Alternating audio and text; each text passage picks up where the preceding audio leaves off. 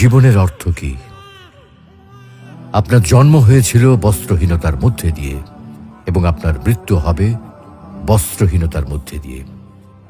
আপনি পৃথিবীতে এসেছিলেন অত্যন্ত দুর্বল হয়ে।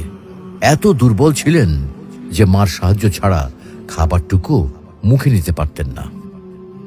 আপনি যখন এই পৃথিবী ছেড়ে চলে যাবেন তখনও আপনি অত্যন্ত দুর্বল ও অসহায় থাকবেন।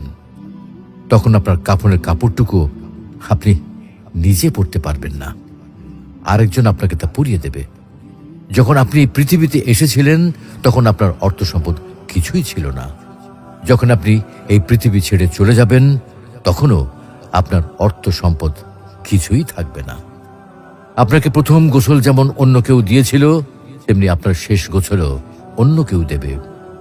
আপনি যেমন পৃথিবীতে একা এসেছিলেন, ঠিক তেমনি ভাবে আপনাকে পৃথিবী থেকে একাই চলে যেতে হবে। আপনার সঙ্গে আপনার প্রিয়জন কেউ যাবে না।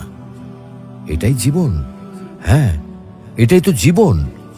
তাহলে কেন এত মারামারি, এত সংঘাত, এত হানাহানি? কেন এত বিদ্বেষ? কেন এত হিংসা? কেন এত বেইমানি? তাই সকলের প্রতি দয়াশীল হন, সকলকে আপন করে নিন এই ক্ষণিকের যাত্রায়।